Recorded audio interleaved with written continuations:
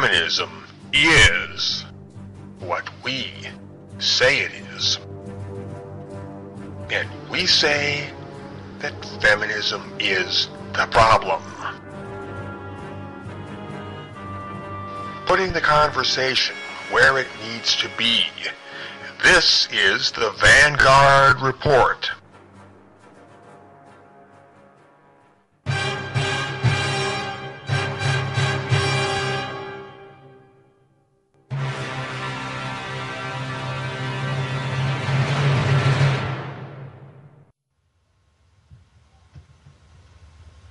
Welcome, everybody. Welcome.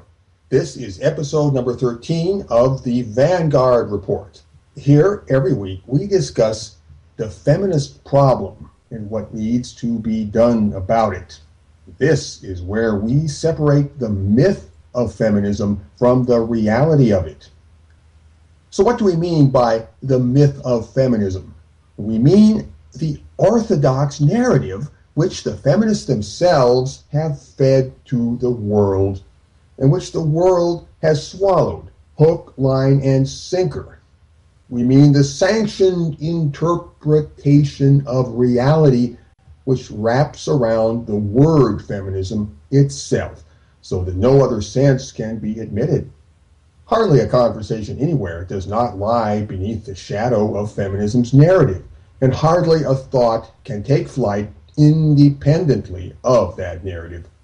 Such is the power of the feminist myth. It forms the beginning and end of all public discourse and swallows our lives into an intellectual gravity well.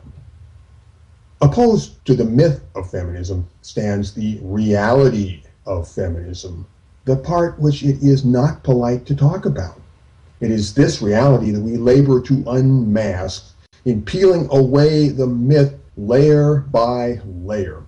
Our impolite counter-feminist project is to subvert the orthodox meaning of the word feminism itself.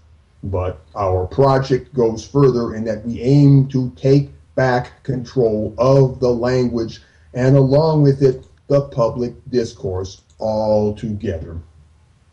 Yes, in case you haven't guessed, the reality of feminism is what we say it is, and not what a feminist says it is. What's real to them is not necessarily real to the rest of the world. So, I am your host, Feelbogen. With me, as always, is my co-host, Nick Redding, man of Canada, true son of the Alberta Prairie, and non-feminist agitator general for the city of Edmonton. Nick, speak a word to the non-feminist men and women of the world. Hey everybody, I'm Nick Redding from Men's Rights Edmonton. If you want to see real-world activism for non-feminist activism, check out mensrightsedmonton.com and check out our YouTube channel by the same name, Men's Rights Edmonton. Yes, that's mensrightsedmonton.com. Everybody go to their fine website and give them traffic. They like that, I'm sure. Anyway, you should also go to cfproject.blog.com. There you will find the constitutive text behind this radio program. That is the Poison Manifesto, the manifesto of the revolution, the manual, the big umbrella statement, the big tent statement, if you will, the document intended to get everybody on the same page. Not to get everybody agreeing, but at least to have everybody disagreeing on the same page, which is a damn sight better than everybody disagreeing on different pages. All right, let's go on with the show here.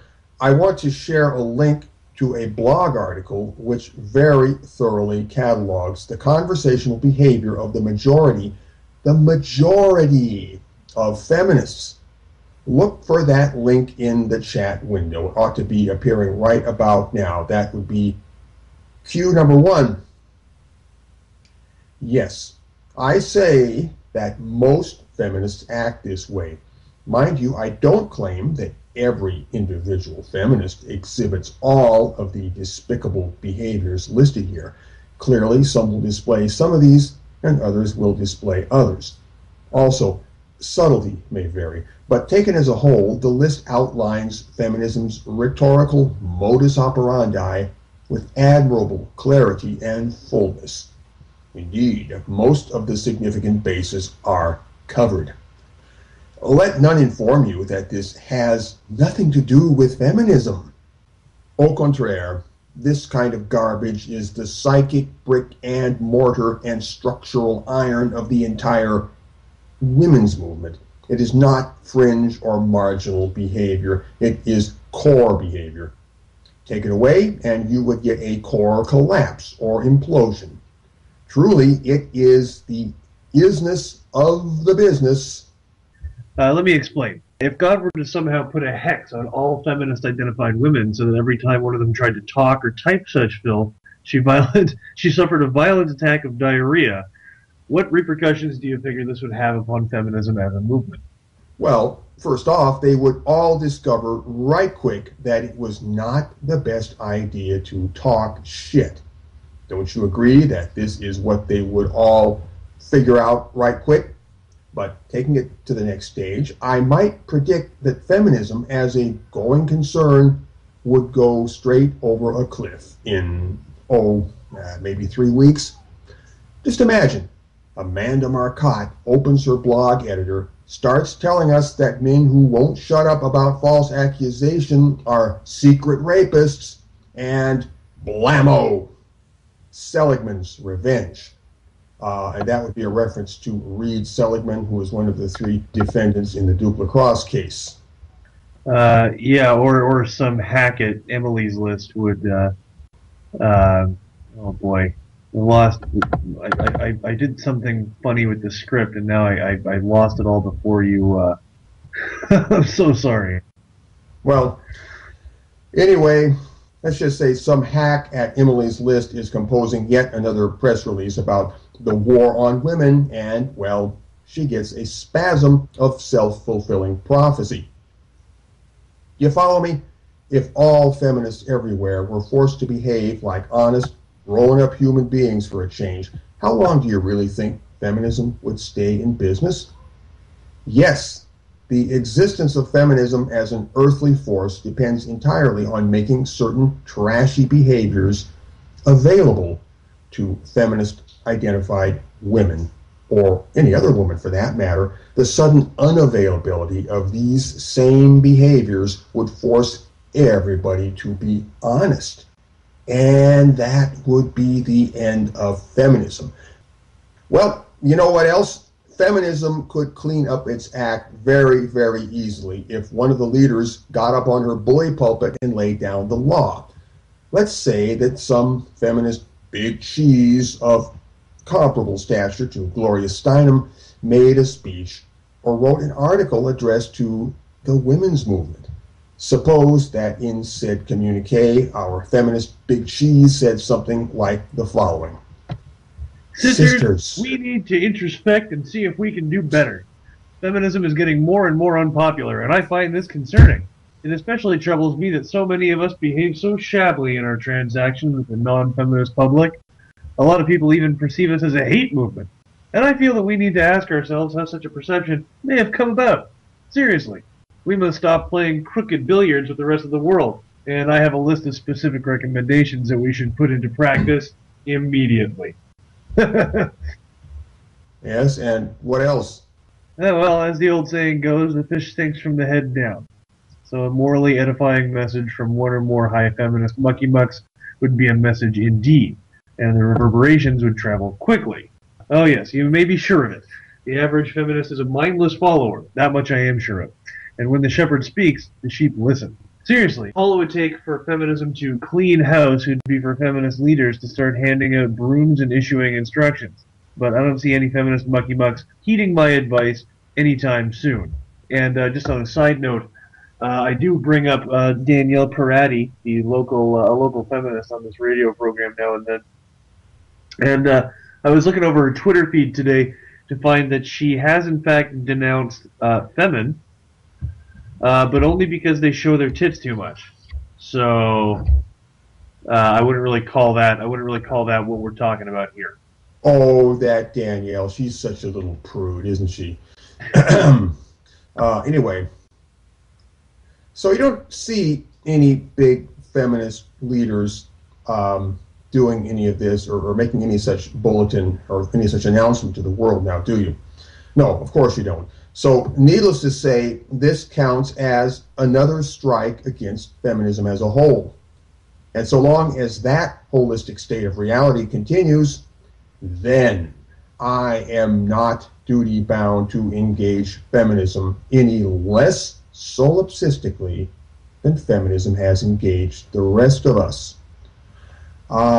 Yes, the rest of us. I am so glad that we are not properly a we at all. We are not a targetable group or a point source of any kind. We are not even a movement, although you could argue that we are a collection of movements. But in the end, we are simply ambient. We are simply the atmosphere, and we are all around, everywhere, on every side, being nothing less than the entire non-feminist population of planet Earth. Hence, we are Fred every man and Sally every woman. And feminists, you had best watch your back, because we are certainly behind your back. We are also in your face, and to your right, and to your left, you know, just everywhere. Okay, next I will share a couple of articles on the web which give us a pretty good sample of the trending zeitgeist. Look in the chat window any second now. You will see the two links appearing. That would be Q number 2 and Q number 3. The first article is by Naomi Schaefer Riley. It appears in the online New York Post and is titled Scenes from the Feminist Implosion. Executive summary. Feminism is collapsing internally due to philosophical contradictions and absurdities. This is what Naomi Schaefer Riley is saying in her article. Ordinary women, beholding from the outside, are shaking their heads in pained disbelief and backing away. Among other things, it seems that, well, let's get on to the next one. The second article is by Leslie, by Leslie Loftus. By Leslie Loftus in thefederalist.com. It is titled, Irony, Thy Name is Feminism. Executive summary is contained in a tagline at the top of the article. Feminists say one thing but do another, and pop feminism doesn't have the intellectual grounding to notice. For example, the author of this article notes that a lot of feminists, especially the young ones, have never read The Feminine Mystique by Betty Friedan, which is the book that got it all started, in the opinion of many people. By the way, I have read The Feminine Mystique, so I get pretty tired of feminists telling me that I don't understand feminism or that I need to go and read more feminist books. Yeah, I've read a feminist book or two in my day. Trust me, I have. So, Nick, we had a conversation about this, didn't we? We had some political misgivings about where this trend of women turning against feminism might head in terms of the left-right polarity. Well, if anybody who listens to our show also checks out John Hambling, aka John the Other's YouTube channel, or Diana Davison's YouTube channel called Feminism Wall, you'll see that they have both loudly not condemned women against feminism, but expressed caution towards it, because they feel that it's not an organic movement. They feel that it's top down, something like that. I don't really share their beliefs, because I mean, I've noticed a couple of honey badgers on there, and I saw a girl on there that I know from here in Edmonton. But the concern that they're bringing up, which I think is a valid one, is that what we're seeing largely is from the conservative sector, is that conservatives are trying to horn in on the success of the men's rights movement and say, and once we take down feminism, once it becomes popular to make fun of feminism, then they're going to swoop in and say that they killed the beast. They were the ones behind feminism's downfall. And these MRAs... And they were always behind it, even Yeah. from years ago, I suppose they'll be saying that. Yeah. And that MRAs and non-feminists and red pillars and whatever else, the activated non-feminist sector, they'll probably just call us all MRAs, that we're a bunch of freaks who never did nothing, we live in our mom's basements and have neck beards. And all this stuff that we're used to hearing, yes. In other words, they'll begin to sound a lot like feminists. Yeah, and so, I mean, you know, I'm going to make it known now that I don't much care for Bernard Chapin, his YouTube channel, Chapin's Inferno. I think he's very immature, but he just goes after... I mean, he represents a section of the men's rights movement that insists that the only men's rights victory or the only anti-feminist victory is one that is exclusively right-wing. It cannot be non-partisan. It has to be right-wing. Okay, Nick, that's a very important point there. Non-partisan, not apolitical. That's not the correct term to use because this is all politics, big time. But non-partisan, and yes, I will put my stamp on the idea that we want to keep this whole thing non-partisan. We want to take the big tent, the broad umbrella approach all the way. Yeah, and because as JTO told me, as JTO puts it, you don't want to give them any ground to go to. If you make this a left versus right thing, then the left wing becomes their home turf. Feminism, that is. Feminism. No, I have my own ideas about the whole left-right model of political discourse. Anyway, I think we ought to torpedo that whole way of thinking and sink it to the bottom of the sea. Another possibility that comes up is, well, you talk about this co-opting from the right. There's also the possibility of co-opting from the left. I'm not going to get too far ahead of the story yet, but there are people over in Europe who would probably like to co-opt the whole non-feminist revolution or the men's movement or the masculists, as they call it over there, and make it a left-wing enterprise and start cozying up to the feminists. We have dangers from both the left and the right, and we got to keep it right down the middle of the road and make it a big morphogenetic force field, all united against feminism. Yeah. Anyway, yes. Yeah. Just go ahead, Beetleborg. Sorry. Yeah. Okay. Well, I hope you'll all go and read those two articles there. They've been posted, I believe, both on ABFM before, but they are signs of the times. Further evidence that various kinds of women, are turning against feminism more and more, which makes it harder for feminism to hide behind women. Well, we're a bit early in the program, but I don't think it's too early for a music break. So go ahead, let's let it roll.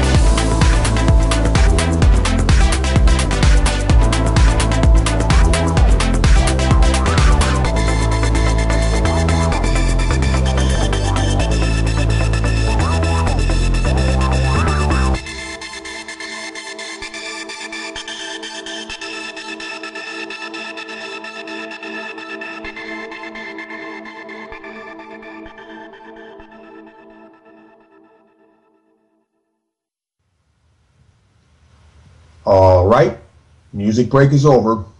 Everybody back on your heads. This is part 2 of the Vanguard Report, episode 13. I am your host, Fiedelbogen. With me is my fellow host, Nick Redding.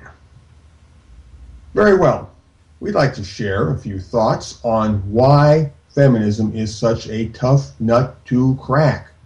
Why it is so very persistent, so very impervious to criticism, and so utterly incapable of self-criticism.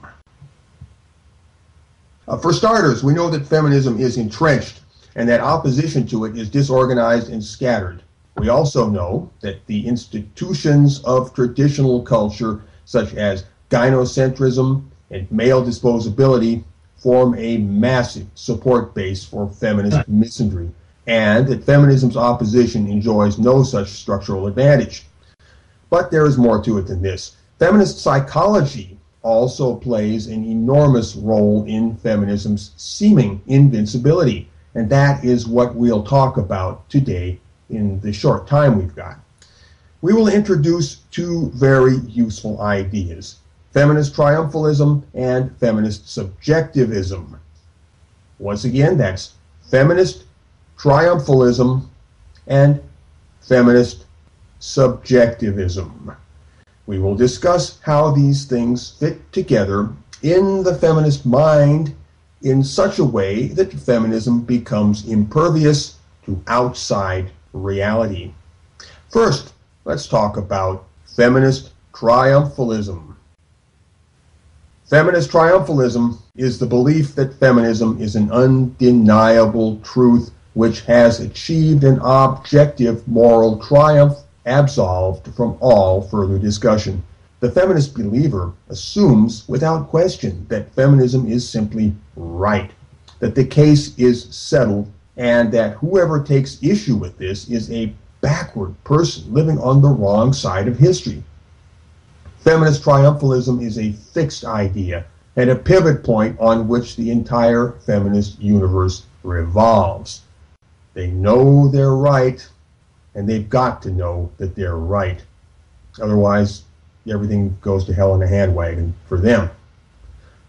The followers of feminism believe that they have triumphed, that the world rightfully belongs to them, that they may rightfully extend feminist custodialism and feminist tutelage into every possible corner of life by a process called perpetual revolution, until nothing in the world lives independently of feminism, at which point feminism, or at least in theory, will become the world.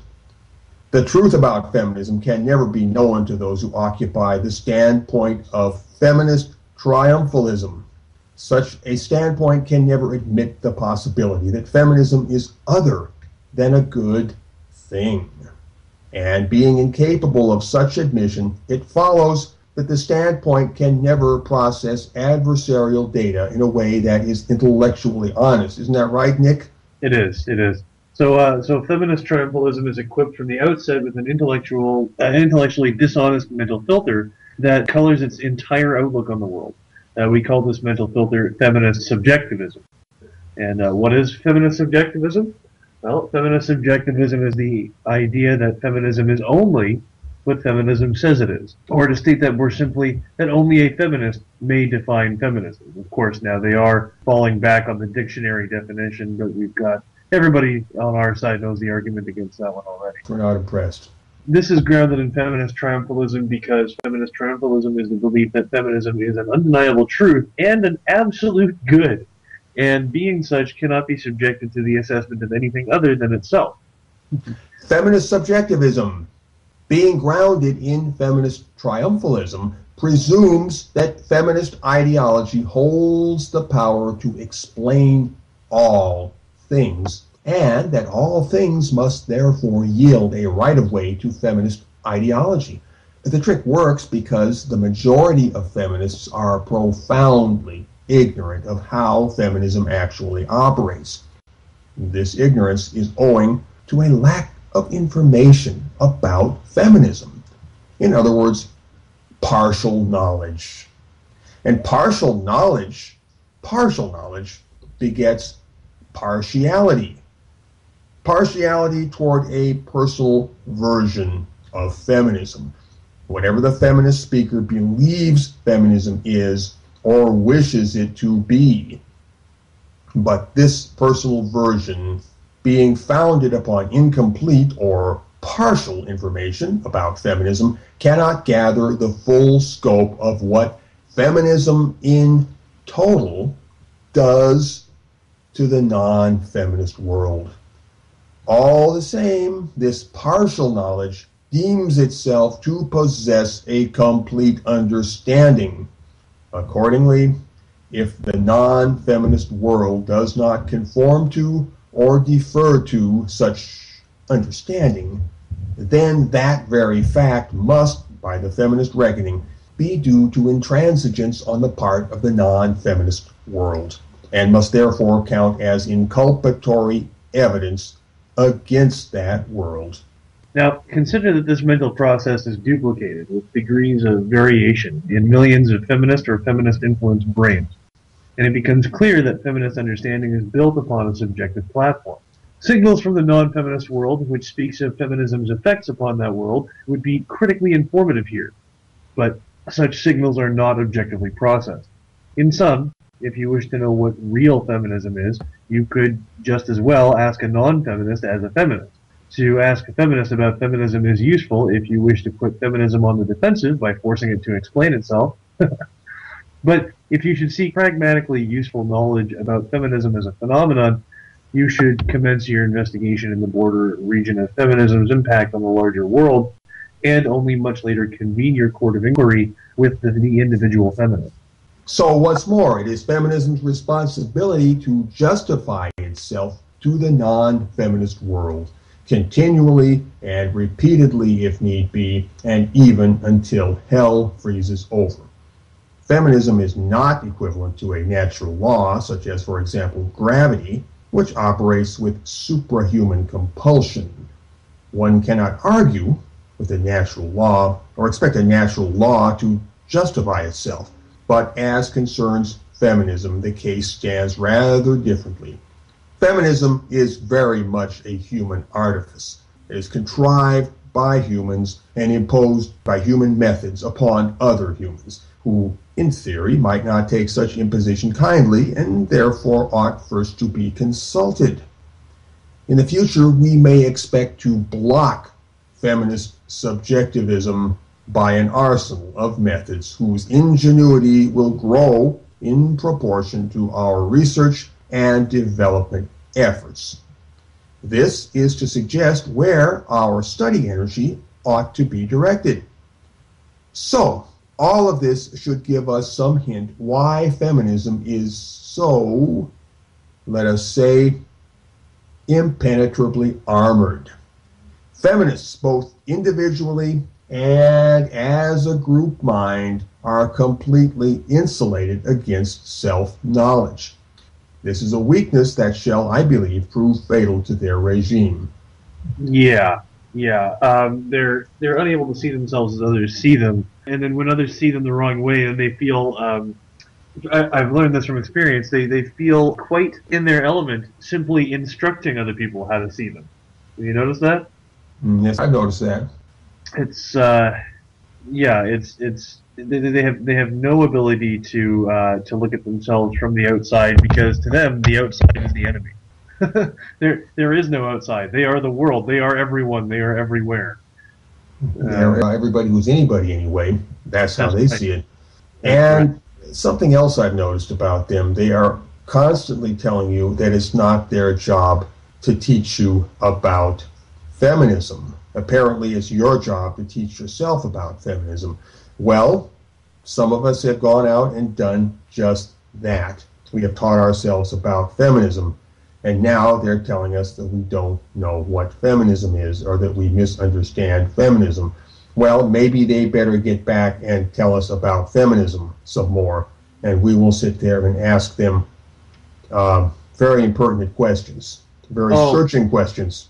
Oh my God, it's going to be. But this ties into what we're talking about. We just went on and on about what makes feminism so seemingly impenetrable, such a tough nut to crack. It's because when you do that, when you do exactly what you're talking about, they will A, make a million clones of the same video explaining to us that feminism is actually about equality, okay? Mm-hmm. And or B, they will shut down conversation and retreat. They will not have the conversation because they know that if the conversation is had, it will not end up in their favor. They know damn well that they are wrong about absolutely everything they say, and you can prove it with easy to follow logic. So they're just going to shut down and run back into their echo chamber. Well, yes. Bottom line here is they want to control the conversation. Yeah. And I don't know a better definition of an echo chamber than a place in which the conversation is controlled. That seems like a pretty good definition to me. Yeah. Anyway, that's their weakness, and it will prove fatal to them. They can't see themselves as others see them. That's feminist subjectivism. And defining feminism is where feminist subjectivism begins. And where we wreck feminist subjectivism is when we take over the task of defining feminism. And of course, we know how we define feminism. Very simple. Feminism is the project to increase the power of women. Very simple. Even a feminist would agree, but the consequences unfold from that little sentence. Anyway, we are now in this historical epoch up to our earlobes in an epic battle called, get ready, an epic battle called the Battle for Feminism's Soul. The battle for feminism's soul means the battle to speak the final word or the controlling word on what feminism objectively is or isn't. Consider, if somebody had the power to describe and evaluate you in whatever terms they saw fit, and upon so doing, their word about you became the truth about you, then in a very practical sense, you might say that your soul was no longer in your own keeping. And friends, that is where we now stand with feminism. The non-feminist sector now has the controlling word on what feminism objectively is or isn't. Let that sink in. Yes, feminism is what we say it is. The feminists may natter at will about us and about our world. They may pontificate and palaver. They may attempt to bind us in elaborate skeins of academic theory and recursive double talk. But this is all in vain, because we now have the power to rip their cobwebs asunder. It is as simple as making up our minds to do so, and then doing so. And what is holding us back? Cobwebs. Remember that feminism as a totality has no unified conscious knowledge of itself as a totality, meaning that feminist self-knowledge is not uniformly transmitted from one end of the femplex to the other. The different parts operate in oblivion to each other, or semi-oblivion to each other, or degrees of moral disassociation from each other.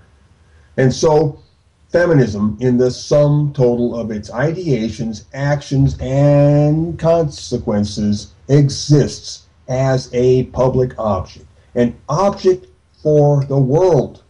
Unified conscious knowledge of feminism as a totality is the province of non-feminist men and women. Once again, feminism is an object for the world. It is a subject for itself. That's feminist subjectivism. But it is an object for the world, for all of us. We're on the outside looking in, making comments, pointing our fingers, mocking, laughing. Yeah, mocking, laughing, and engaging in discourse when we both find it acceptable. But This means that although the feminists are free to interpret themselves and explain themselves and rationalize themselves and change their disguise as often as they wish, the non-feminist sector may likewise claim as much expertise about feminism as any feminist might claim. Feminism is by default an object for the world because it is not and cannot be consistently, rationally, or honestly an object for itself.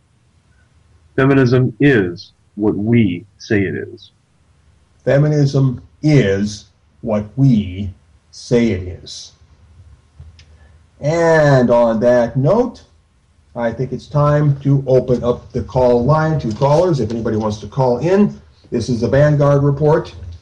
The number to call is 214-666-6148. Actually, that is the wrong number, Fetal Bogan. Did we change it?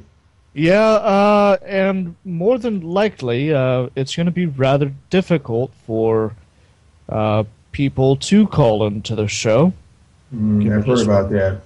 Yeah, it's a one-at-a-time type of thing, so if it isn't answered, then more than likely somebody else is already talking to us. The number is 214-272-0408.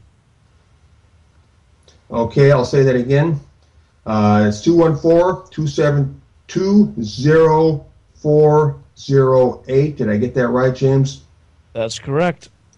Okay, 214-272-0408. I understand we might not have the capacity for calling into the program for much longer. James, we were talking about that earlier. Well, that capacity's already gone. It is. Pretty much. If people call in, we can accept one caller at a time. No more call queue. Thank you, Microsoft, for screwing us over with Skype and no longer allowing me to keep my old version that had the call transfer option. Oh, man, that's rough.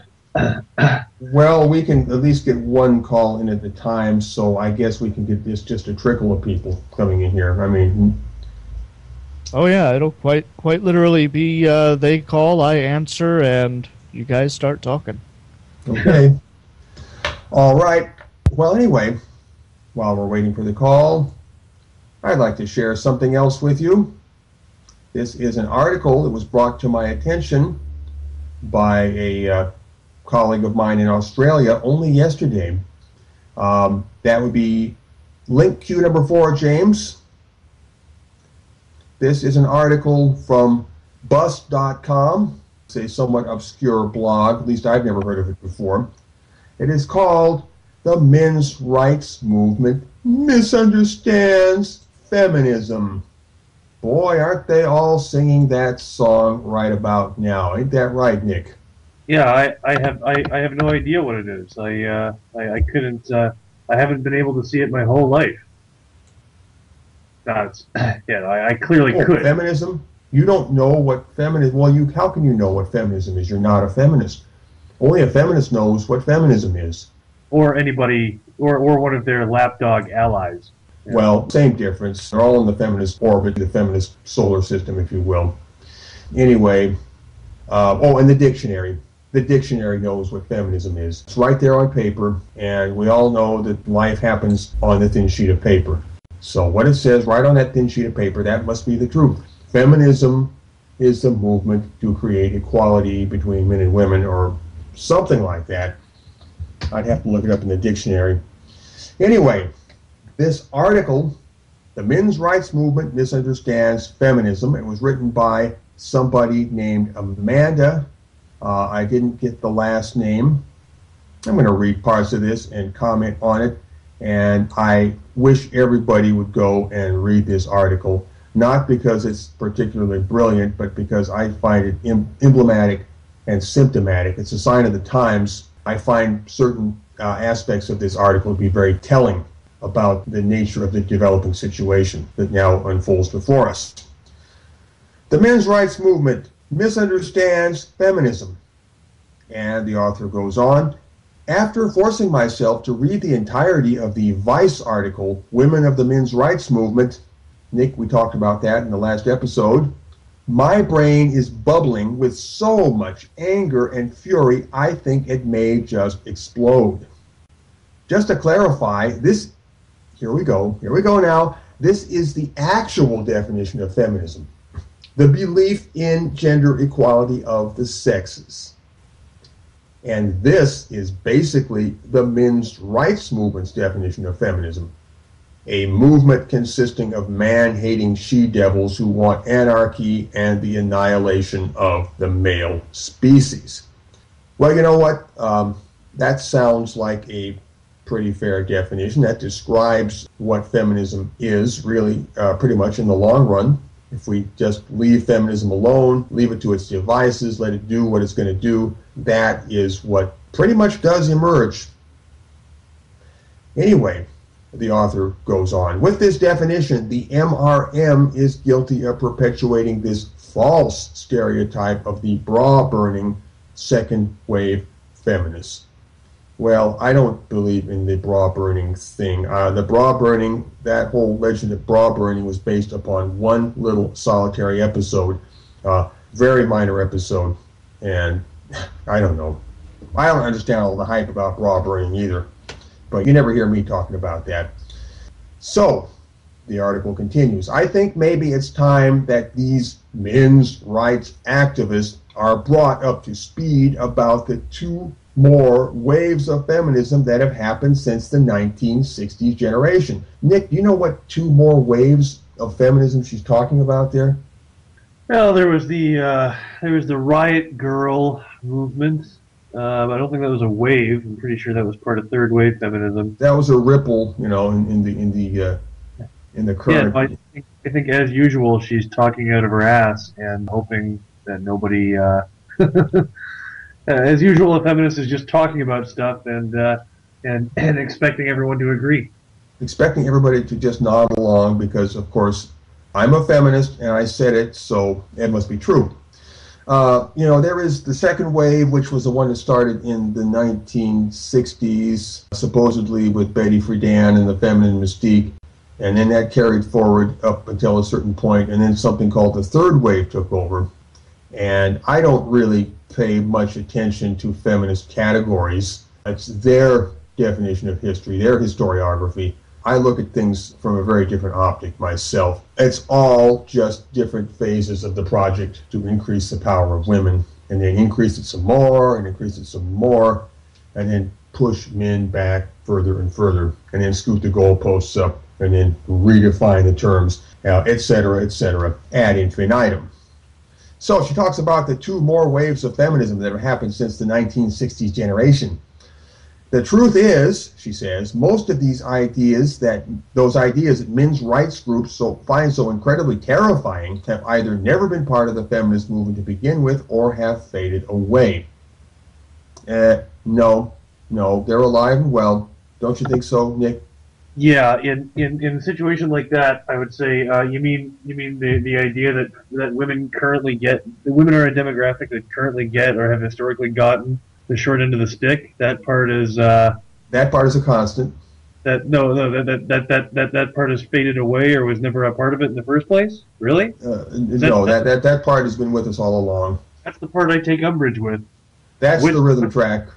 What brand of feminism does not subscribe to that? Because I know there's a lot of different kinds out there, and I don't want to be unfair. I don't want to paint them all with the same unfair brush. So whichever one kind of feminism it is that says that women currently get or have historically gotten the short end of the stick, that's the kind I find hateful. Okay. Well, there are a few feminists out there who might not subscribe to that idea, but that idea is central. And then there is, of course, the business of hating men. Is there a feminist out there who doesn't hate men? Well, I'm sorry, Nick, what did you say? Absolutely. There are feminists out there who don't hate men. They're usually the coffee shop variety. They heard that there was an injustice against women, and when it's human nature. When you hear that there's an injustice going on against some group, then you're like, oh man, fuck whoever is oppressing them. Let's do something to change this. But Paul Elam says that he was a feminist at one point. Janice Fiamengo Warren Farrell. These are all people who were feminists at one point in time. Because when you hear about an injustice like that, you want to do something about it. But to some people, it becomes clear that this injustice is not real. Well, anyway. So these terrible things that have never been part of the feminist movement have faded away. Hatred of men, has that faded away? No, it's still out there, alive and kicking, just as it always was. The article goes on. I'm not going to read the whole thing. But she says here, because of several flaws in their arguments, the false equivalences and the loopholes in their logic, the men's rights movement will never gain any traction. Never gain any traction? It looks like the non-feminist revolution is steadily gaining traction. I see the evidence everywhere I look.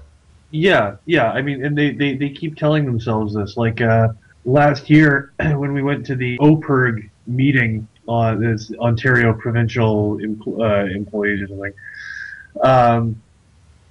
when they had their meeting called "What's Wrong with the MRA," where I went in there with Agent Green and he recorded the whole thing on a little Zoom mic. They're laughing to themselves, or chuckling to themselves about how we alienate everybody from us. We are the ones who go around alienating people, not them.